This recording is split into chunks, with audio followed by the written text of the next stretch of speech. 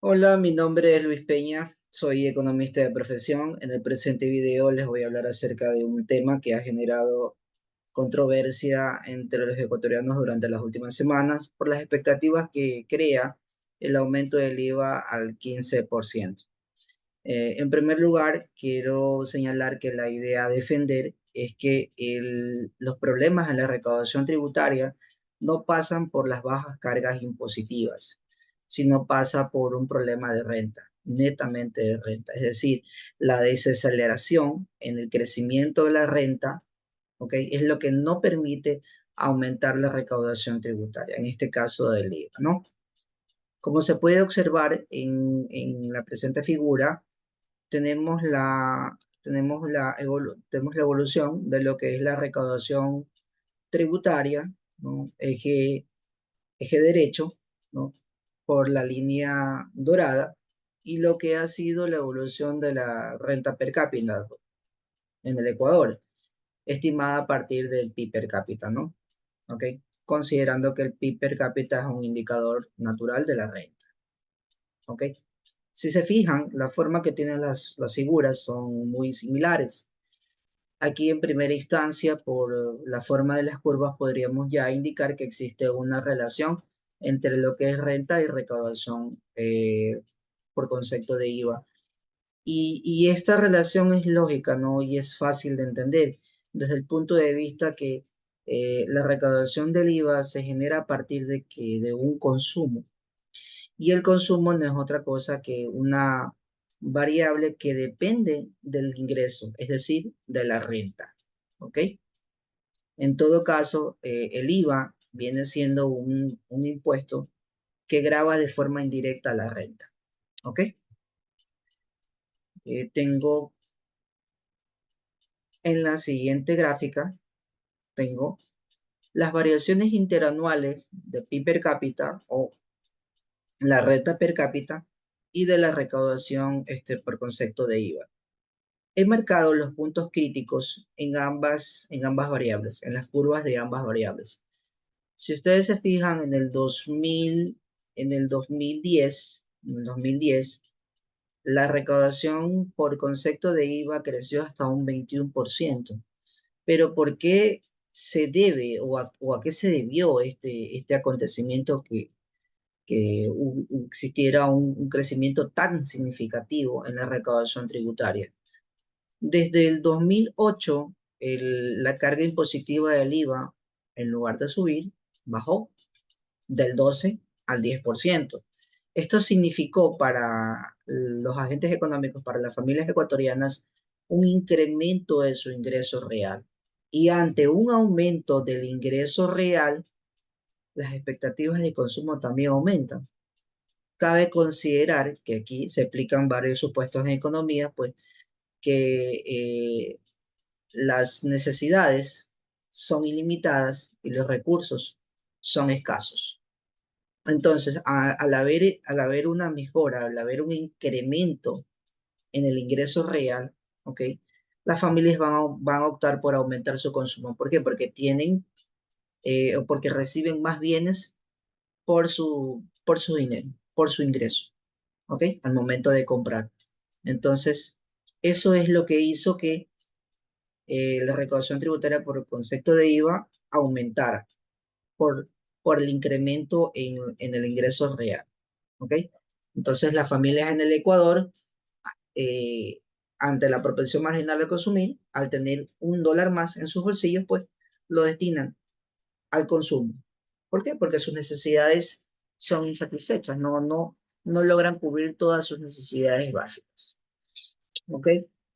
De la misma manera se puede observar en la presente figura que tenemos en el año 2015, 2016, caídas a año seguido, tanto de la renta como de la recaudación tributaria.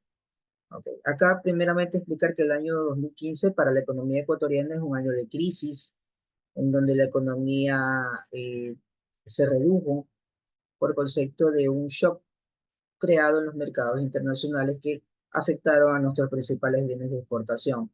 Entiéndase por petróleo y algunos otros bienes primarios, ¿no? Banano, camarón. ¿ok? Entonces la caída en la renta a año seguido se agudiza por una medida de política económica.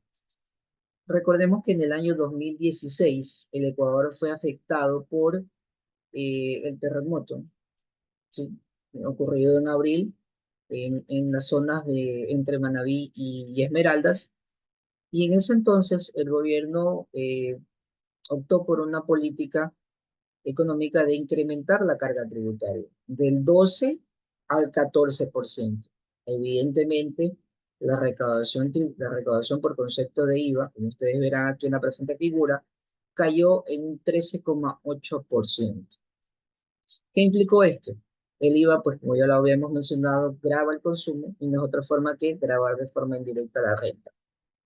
Entonces, el aumento de la carga tributaria implicó una pérdida de poder adquisitivo o, o afectó el ingreso real. En lugar de mejorarlo, lo deterioró. Entonces, consecuentemente, la recaudación tributaria cayó, va a caer por efectos de esa contracción en el consumo. Vamos nosotros ahora acá al año 2020, lo que implicó uno de los efectos de la pandemia. La economía nacional cayó, no solamente la economía ecuatoriana, sino la economía global, por efectos de las medidas restrictivas y todo lo que implicó el COVID-19, ¿sí? Pero además de eso, la recaudación tributaria también cayó por efectos de la caída en la renta. Netamente, durante este año, las familias en el Ecuador focalizaron su consumo. ¿A qué me refiero con focalizar el consumo? Pues priorizaron la adquisición de bienes básicos, ¿no? De aquellos bienes y servicios que eran de necesidad básica, es decir, este, aquellos, aquellos bienes que podían evitarse y que están grabados generalmente con tarifa 12%, pues se evitaron, pues normalmente porque durante este año la afectación a la economía, pues implicó un deterioro en la renta, ¿no? Ahora, luego, ya en un periodo de recuperación, 2021, ante ante el incremento de la renta o las expectativas de recuperación de la economía, pues lógicamente la renta per cápita aumenta y consecuentemente la recaudación por concepto de IVA. Durante este periodo, 2008 hasta el 2022, se puede ver que la renta per cápita creció a un promedio anual del 3%, mientras que la recaudación tributaria del 7%. Yo indicaría que este efecto es eh, prácticamente el incremento que se ha dado está dado por el volumen de precios, por la variación en los precios, ¿sí? No porque haya existido realmente una mejora del ingreso real o un incremento significativo del consumo, sino por el aumento de precios, por el cambio en el nivel de precios a lo largo del tiempo. Ahora acá tenemos el consumo y aquí es donde vamos a empezar a dilucidar un poquito las dudas que se pueden haber generado, ¿ok? Entonces vemos que efectivamente 2010, uno de los mejores años, donde la economía creció, el consumo aumentó en un 14%, ante esa mejora del ingreso real, ¿no? Durante ese año no solamente es que venían dándose los efectos de la reducción en la carga impositiva del IVA del 12 al 10%, sino que también se aplicaron políticas en donde la indexación salarial fue significativa y esto pues ayudaba a mejorar el ingreso real, dado esas políticas de alcanzar el salario digno, ¿no? Que se promovieron durante estos años. Sin embargo, a medida que fuimos saliendo de un ciclo económico de auge, de crecimiento, y pasamos a uno de recesión, de desaceleración, el consumo pues fue cayendo ante la disminución o la pérdida de ingresos reales, ¿no? Ya podemos observar que en el año 2016, pues efectivamente hay una contracción del consumo, producto de la política económica que antes había mencionado, ¿no? El incremento de la carga impositiva del IVA del 12 al 14%, ¿no? Ese 2% de diferencia a manera de contribución solidaria para la reconstrucción de las zonas afectadas por el terremoto durante ese año. ¿Ok? Luego vemos que ya en el 2020 la situación en el consumo se agudiza, cae en un promedio del 11%, ¿no? Netamente por efectos de la pandemia, por la contracción de la economía, por la pérdida de poder adquisitivo, por la desaceleración en el crecimiento de la renta, ¿ok? Y la tendencia de este periodo es negativa. Es decir, durante este periodo, durante el 2018 hasta el 2022-23, los mejores años encontramos acá al inicio del periodo 2010-2011. En estos años, la renta creció considerablemente y por lo tanto la recaudación por concepto de IVA pues fue significativa durante estos años. Después de eso, nunca más la renta volvió a crecer en la misma magnitud y por lo tanto la recaudación tributaria tampoco creció de la misma manera. ¿Ok? Entonces, estamos viendo que efectivamente, de manera descriptiva, se está explicando que el problema de la recaudación tributaria no pasa por las cargas impositivas. Sin embargo, se ha visto en fuentes oficiales pues que comparan con otras economías que tienen cargas impositivas más altas que la de Ecuador. Sin embargo, habría que considerar varios aspectos, entre ellos el tamaño de la economía. Lógicamente que economías de mayor tamaño, economías más grandes, pueden soportar una mayor carga impositiva. ¿Por qué? Porque la renta es superior a la que existe en Ecuador. Sí, es mucho mayor. Entonces, por lo tanto, la carga impositiva va a ser mayor y esto pues no va a tener mayores efectos sobre la economía de las familias ecuatorianas, no, sobre la economía de las familias en esos países, ¿no? Sin embargo, en Ecuador sí va a tener un mayor efecto. ¿Por qué? Porque el nivel de renta no le permite tener una mayor carga impositiva. Es así. ¿Ok? Luego acá tenemos una explicación un poco didáctica, ¿no? Desde la parte académica, del efecto del aumento de un impuesto, ¿no? Se puede observar, acá tenemos en el eje de las X las diferentes tarifas de IVA, 4, 8, 12, 16 hasta un 20%. Y del lado de el eje de las Y tenemos lo que es el consumo. Partiendo de una carga impositiva del 12%, IVA del 12%, tenemos un nivel de consumo cero, ¿ok? Pero ¿qué pasa si el nivel de la carga impositiva pasa del 12 al 15%, como se expresa en la línea roja? Obviamente el primer impacto es una reducción del consumo, que se marca con Q1, Q1, ¿ok? Una reducción del consumo. Ahora, el gobierno ha explicado que a mediano plazo, largo plazo, lo que se tiene planificado es bajar esa carga impositiva del 15 paulatinamente hasta estabilizarlo en el 13%. Realmente vamos a propender a un nuevo equilibrio, pero ¿qué necesitamos para que en ese equilibrio que se aspira a llegar, tengamos una carga impositiva del 15% y un nivel de consumo igual a Q0 o mayor? ¿Qué es lo que necesitamos? ¿Qué es lo que está marcado con Q2? ¿Sí? Todo esto vendría a ser una brecha que tendría que ser cubierta o que se necesitaría eh, algunos factores. Entre ellos, primero, inversión extranjera directa. Se necesita captar una cantidad significativa de inversión extranjera directa para generar empleo y que ese ingreso de divisas y la generación de empleo permita recuperar el consumo. ¿Ok? Sin embargo, acá tenemos los datos históricos de inversión extranjera directa y podemos observar que el año donde ingresó un mayor flujo de inversión extranjera directa fue en el 2018, aproximadamente 1.400 millones de dólares. Dirán, ¿en ese año la inversión extranjera directa fue significativa? Pues la verdad, no. La verdad no, porque hay que considerar el tamaño de la economía en el 2018, ¿sí? Y eso es lo que nosotros tenemos en esta figura de acá, en donde tenemos cuánto representa la inversión extranjera directa en función del PIB. Y podemos observar que, de acuerdo al flujo de inversión en comparación con el PIB, el comportamiento es decreciente. Es decir, la economía ecuatoriana creció, pasó de ser una economía subdesarrollada o emergente a una economía en vías de desarrollo económico. ¿Ok? Sin embargo, esta variable significativa, que es inversión extranjera directa, no creció.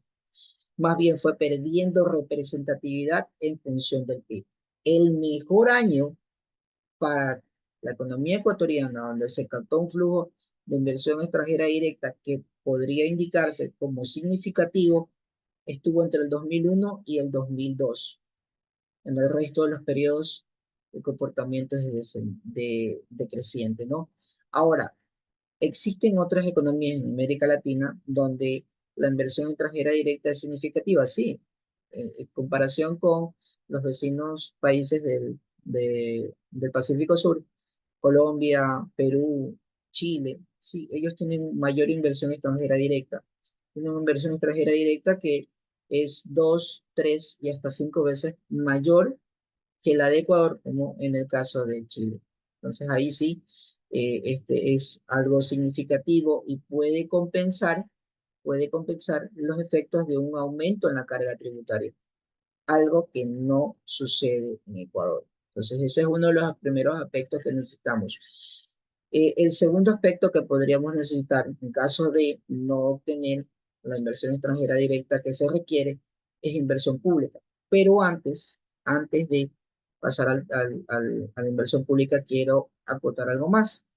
Y es que si ustedes se fijan en esta gráfica de aquí, ¿ok?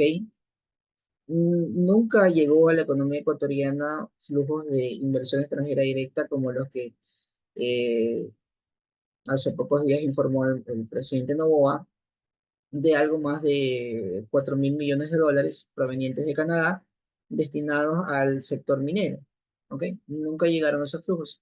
Habría que ver las condiciones de los contratos de inversión, ¿ok? A cuántos años plazos, y aún así es un flujo de capital que está sujeto a los resultados de la consulta popular, ¿no? A esa consulta que se va a realizar respecto a la actividad minera en las zonas de la sierra, ¿no? El Callejón Interandino. Ok. Sin embargo, yo esperaría que de tener resultados favorables, el flujo de inversión extranjera directa que llegue a Ecuador entre el tercer trimestre y cuarto trimestre del 2024 podría ser en unos 400 millones de dólares, pero no los que se ha mencionado. Lo demás se puede prorratear a lo largo de el periodo que vaya a durar el proyecto minero. Bueno, ahora sí, pasamos al tema de la inversión pública. Entonces, en caso de que la inversión extranjera directa no llegue en la medida que se necesita, como le había indicado, pues lo siguiente es la inversión pública. ¿Ok? Y en función de eso, pues también se están haciendo conversaciones, Fondo Monetario Internacional, parte de la medida de aumentar el IVA es para cumplir las condiciones con el FMI para ser objeto de un nuevo crédito. Sin embargo, habría que estar vigilantes hacia dónde va a estar destinado ese crédito. Si el crédito se destina a cubrir gasto corriente, pues el efecto es mínimo. Pero si el crédito se destina a inversión pública, a aumentar esa inversión pública en los últimos años, ha decrecido considerablemente, ¿ok? Por las medidas de ajuste de política económica, entonces ahí sí la incidencia de la inversión va a ser significativa y tentativamente mejoraría el ingreso real y por lo tanto el consumo y la recaudación tributaria por concepto de IVA. Listo. Un tercer aspecto que necesitaríamos en caso de no tener inversión extranjera directa en los flujos convenientes, no tener inversión pública en la medida en que se necesita, la última opción podría ser indexación salarial. Es decir, que el incremento de la masa salarial para los años siguientes, 2025, 2026, sea muy superior a la tasa de inflación. O sea, de manera que evidentemente ese aumento implique una mejora en el ingreso real. Sin embargo, esta medida podría ser la última opción que podríamos tocar, dado que el efecto de aumentar el salario, el salario podría repercutir sobre el nivel de empleo o sobre la calidad del empleo. ¿Ok? Recordemos que la empresa privada, ante un aumento de esa magnitud y no existir el respectivo incremento en la demanda para luego poder impulsar la producción y así generar empleo, ¿ok? Lo primero que va a hacer es ajustar precisamente sobre el volumen de empleo. Entonces no es tampoco la medida más acertada posible, pero son tres factores, tres condiciones que necesitaríamos para alcanzar un nuevo equilibrio con una carga impositiva del 15% y un nivel de consumo igual al que se tenía o mayor al que se registraba antes del aumento de la carga impositiva. Ahora voy a explicar, terminar de explicar por qué es la recaudación tributaria un problema de la renta, ¿no? Y aquí voy a realizar un análisis de regresión simple, ¿ok? Para indicar la relación que hay entre estas variables y cuán significativa es la renta para la recaudación por concepto de IVA. Entonces, vamos a mover un poco esto, damos clic en analizar, damos clic en regresión lineal.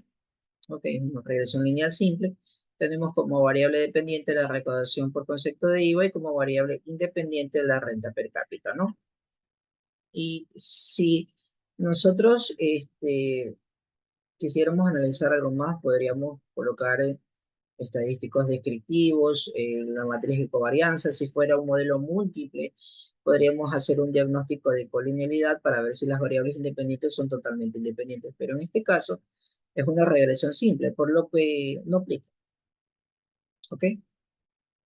Vamos a cancelar y le damos simplemente clic en aceptar para ver cuáles son los resultados que obtendríamos de esa regresión. Mientras obtenemos los resultados, quiero explicarles también que los datos están dados en periodos semestrales y que el total de datos que tenemos para la regresión son 31 datos. ¿Ok? Recordemos que para hacer un modelo de regresión necesitamos al menos 30 datos. Entonces cumplimos con el mínimo requerido para hacer el presente modelo. Ahora, como vemos aquí en el resumen del modelo, el coeficiente de correlación R indica que sí, efectivamente, la recaudación tributaria como variable independiente se encuentra en función de la renta per cápita, ¿no? Y de una variable beta cero que representa la constante. Ahora, el nivel de incidencia vemos que también es significativo, puesto que el beta cero y la renta per cápita explican a la recaudación por concepto de IVA en un 84%. Eso es determinante, eso es un factor determinante. En el análisis de la ANOVA, ¿no? Para ver si el modelo de regresión simple, si hay o no relación a través de las varianzas entre la renta per cápita y la recaudación por concepto de IVA. Y vemos que a un nivel de significancia del 5%, ¿ok? Por un nivel de confianza del 95%, efectivamente el modelo es válido. ¿Por qué? Porque su nivel de significancia es igual al 0%. ¿Sí? Al contrastarlo con los parámetros de la prueba, es significativo. Y finalmente tengo acá en los resultados del análisis de los coeficientes, ok, tengo de la misma manera analizo el nivel de significancia de cada variable, de la constante y de la renta per cápita. Y efectivamente, a un nivel de significancia del 5%, las variables constante y renta per cápita son significativas porque son menores a esto, menores al 5%, ¿no? El resultado aquí da 0%. Por lo tanto, explican perfectamente la recaudación tributaria por concepto de IVA y estaríamos probando nuestra hipótesis, ¿no? Que la recaudación tributaria es un problema de renta, no es un problema de bajas cargas impositivas, ¿ok? Como ha querido o se ha intentado que la gente en el Ecuador piense de esa manera. Ahora, quiero hacer notar los signos en los coeficientes beta, ¿no? Si la variable renta per cápita fuese igual a cero, la constante no indica el nivel de recaudación tributaria y vemos que este es negativo. Es decir, si no existiera renta, si no existiera ingreso en el Ecuador, no habría recaudación por concepto de IVA y ningún tipo de recaudación tributaria. Es decir, que es una variable que es determinante, que es significativa para que la recaudación tributaria pueda existir. Sin renta no hay recaudación de por medio. Entonces, un argumento más que favorece la explicación de que el problema de la recaudación es un problema de renta y no de bajas cargas impositivas. Eh, Esto ha sido todo por el día de hoy. Espero que el video les haya resultado entretenido, ilustrativo. No dejen de darle like si es que les gustó la explicación y síganme para futuras indicaciones, para futuros videos.